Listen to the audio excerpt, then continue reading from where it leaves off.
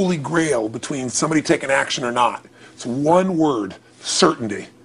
When somebody is absolutely certain, the common word is believe, right? But you can believe at a general level, or you can believe with certain. When you're absolutely certain that if I do this, it's going to get that result, and that result's going to change my life, you'll do it. When you think it absolutely is not going to work, you're never going to do it. The middle no man's land of maybe it'll work, maybe it won't, that's the piece that kills people, right? So if it's a must for you, you got to make it work, right? In our case, right? That's an example. If it's not a must for you and you're not sure, you don't know what to do. So years ago, I'd look around and say, okay, how do people get themselves to follow through that haven't been following through? What's the difference? And I started interviewing hundreds of people, literally, and eventually thousands, because I had thousands of my events. So I'd ask the group to give me their feedback. And I came up with this model. It's like the holy grail of belief, or the holy grail of momentum. It's like the difference between what makes the rich get richer and the poor get poor, right? And the difference we all know is mindset, but like, how's that built? So this is what I did. I created stupid little 4 little boxes, and I'll scribble it here for you. You think about the first thing that determines whether you can do something or not, and I put that in this first box at the top here on the left side. It's potential. Like, what's the potential of a human being? Like, when you guys started, you proved something no one had done in history. You ran the 4-minute mile, right?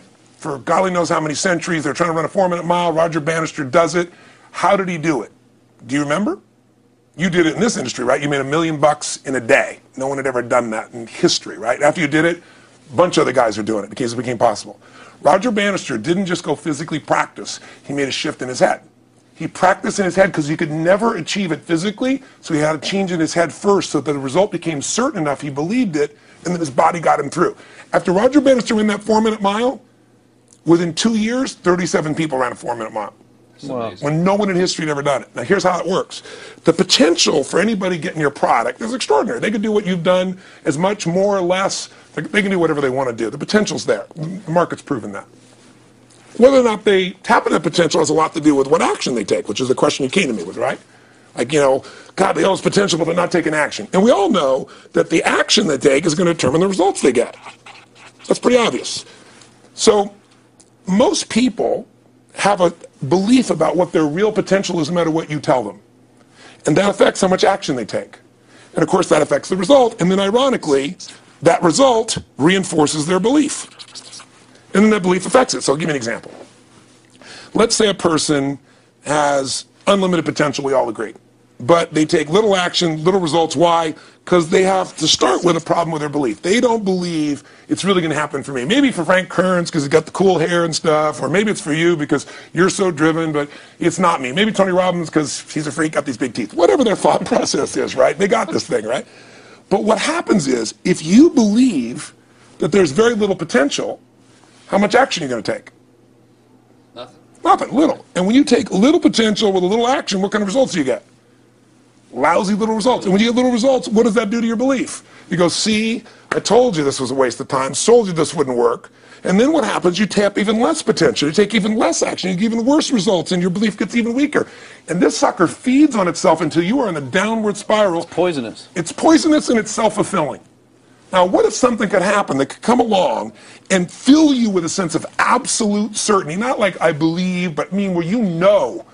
In you guys' case, mine as well, we knew because we had to. Because we burned the boats. There was no other option. We had to find a way. We weren't going to live that way. We all did it in different ways and for different reasons, but in essence, that was it. If you get yourself in a state of certainty that this is going to work, I'm going to find the way, and if this doesn't work, I will make the way, then you tap a lot more potential. And when you're certain in your potential, you take massive action. And when you take massive action, you really believe in something, you get great results. When you get great results, your brain goes, see, I told you I was a stud. I told you this thing would work out. Now you're even stronger. You tap more potential, take greater action, greater results. That's how you went from $300 in a week to $2,500 in 5 days to $100,000 in a month to $1 million in a day. Same thing with you. And we get momentum. That's why the rich get richer and the poor get poorer. Now some people go out and they go, well, I'm going to take a bunch of action. All right, I'm going to open this product. I'm going to try it. And they'll say to you, I even did it. But it's like a salesman who goes and knocks on the door, and he knocks on 100 doors and says, you don't want one of these, do you? Yeah, exactly right. And even if he doesn't say it verbally, his face says it because he doesn't believe it's going to work. So his voice, his body, the execution is so weak. Maybe if he talks to 100 people, somebody's going to buy out of pity. They don't want his kids to starve, right? But he's not going to get the result. So the core difference in people is, how do you produce certainty when the world isn't giving it to you? You go out and you try, in your case, you're 100,000 in debt and nothing's working. How do you keep yourself going? The way you did it, the way I did it, the way you're doing it, we may not have done it consciously, is we didn't change our potential, that was there, and it wasn't even taking more action. Taking more action with a belief it's not going to work, it's not going to change anything. We got results in our head that made us feel certain as if it had already happened. True or false for you? True. Right? So give me an example so people know I'm not just making this crap up. Well, I mean, just like when I had nothing, I already knew I was driving like Ferraris and Porsches and stuff because I always wanted those cars. I already knew I was going to have them. It was inevitable. Right. I inevitably, you know, that was just my inevitable outcome. But how did you do that? Did you have a ritual? Did you think about it regularly? Was it one time you thought about it, or was it something you had an obsession towards? I had an obsession towards it. I mean, I used to work at a video store, which was the last job I ever had in my life. Thank God. And I used to go to work almost every day, and I used to bring 2 magazines with me to read on my breaks. Entrepreneur magazine, just to read about business and everything else, to read about what other people are doing, look for role models. And I used to carry an auto trader with me. And I used to look at Porsches that were for sale. Yeah. And people always used to ask me, what are you doing with that Auto Trader magazine? I'm like, well, I'm just picking out the Porsche that I'm going to buy. Right. Which probably got you a lot of crap. I did. People made fun of me. Sure. I actually had a boss at that job tell me, you know, you really shouldn't do that to yourself, John, because it's very, very likely that that is never going to happen. That it's very likely that you're never going to have that car. Yeah. That's the kind of belief he was trying to put in my head. And I was like, no, you don't realize that it's inevitable that I will drive here sometime in the near future with that car when I'm not working for you and drop movies off for you to put back on the shelf. And that actually happened. And it was one of the most fulfilling days of my entire life. And the great thing was when I pulled up in this car, I was in my mid-20s. Yeah. A car that most mid-20s. What kind of car was it? It was a Porsche 911 Turbo. It was a convertible and everything. It was a beautiful car. It was one I always dreamed of having. But, you know, for a few years I always circled the ads of which ones I was going to buy. Well, when I finally got it and I pulled up at the store, you know, I had all these people, some people that were still working at this $7 an hour job were there years after I left.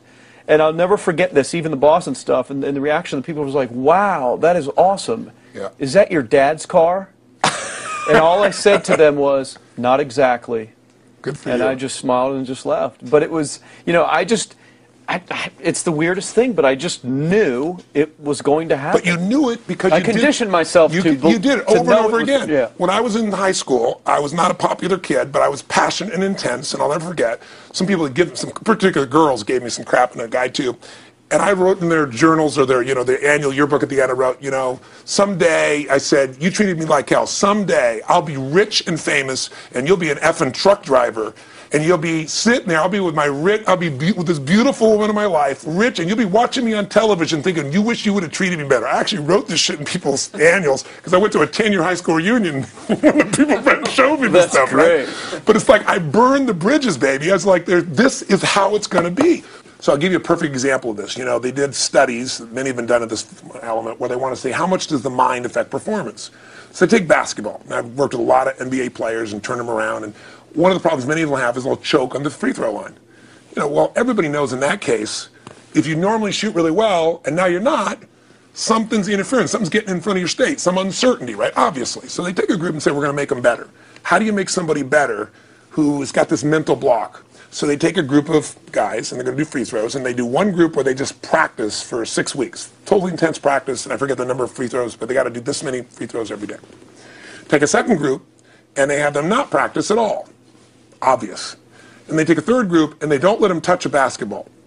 All they do is have them practice in their mind, but the key is, it's not practice makes perfect, it's perfect practice makes perfect, as corny as that sounds. So these guys see themselves making the shot every single time, conditioning their mind and body that it's perfect every time. They're not interrupted by a reality that would screw with them. So at the end of 6 weeks, they tally it up, and now they give them a test to see who has the highest free throw percentage, success. What do you guess it's going to be? Well, the obvious person says, obviously, it's not the guys that didn't practice, but which one is it, the mind, or is it the ones that actually practice? I'm assuming the mind. Yeah, you would assume it because it's true. Right. You intuitively know the truth.